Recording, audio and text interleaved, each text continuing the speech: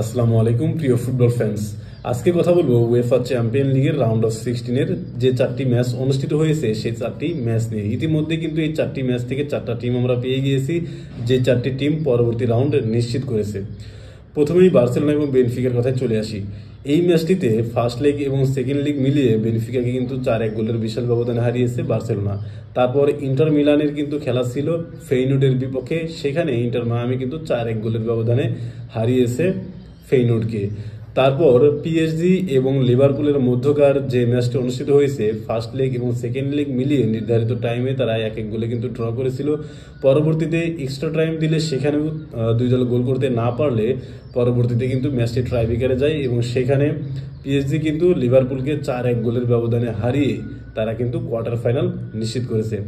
তারপর Bayern Munich এবং buyer লেভারকুসেনের মধ্যে যে ম্যাচটা অনুষ্ঠিত হয়েছিল সেখানে কিন্তু বায়ার্ন মিউনিখ জয়লাভ করেছে এবং কোয়ার্টার ফাইনালে কিন্তু চলে গিয়েছে। অর্থাৎ প্রথম দিন থেকে বার্সেলোনা, ইন্টার মিলান, তারপর হচ্ছে পিএসজি এবং বায়ার্ন মিউনিখ, এই 4টা টিম কিন্তু কোয়ার্টার ফাইনালে চলে গিয়েছে।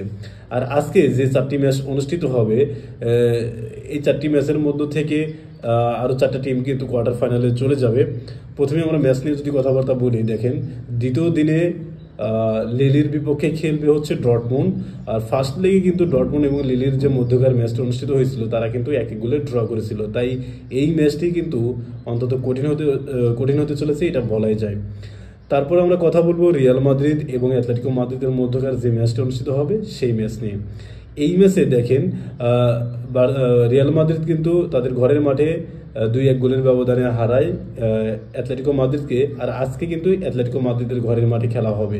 তাই দুইটা টিমের জন্যই কিন্তু খুবই জটিল এবং কঠিন ম্যাচ হতে চলেছে।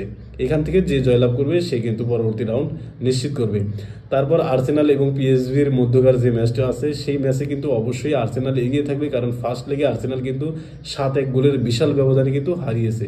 তাই এই ম্যাচটিতে কোনোভাবে ড্র বা 1-2 গোলে হারলেও কিন্তু আর্সেনালের তেমন কোনো প্রবলেম হওয়ার কথা না, তারা অবশ্যই কোয়ার্টার ফাইনালে কিন্তু চলে যাবে। আরেকটি ম্যাচ রয়েছে, সেটা হচ্ছে অ্যাস্টন ভিলা এবং ক্লাব ব্রুজের মধ্যে। অ্যাস্টন ভিলা কিন্তু ফার্স্ট লেগে 3-1 গোলের ব্যবধানে এগিয়ে রয়েছে। তাই এই ম্যাচটি যদি অ্যাস্টন ভিলা ড্র করতে পারে তাহলেও কিন্তু কোয়ার্টার ফাইনালে চলে যাবে অ্যাস্টন ভিলা। দেখেন প্রথম দিন থেকে 4টা টিম অলরেডি চলে গিয়েছে, আর দ্বিতীয় দিন থেকে আর 4টা টিম যাবে। আমার কাছে মনে হচ্ছে ডর্টমুন্ড, তারপর হচ্ছে আর্সেনাল, অ্যাস্টন ভিলা এবং রিয়াল মাদ্রিদের যাওয়ার সম্ভাবনাই কিন্তু বেশি রয়েছে, এটা আমার কাছে মনে হচ্ছে।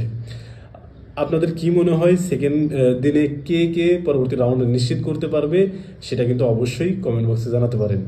ধন্যবাদ।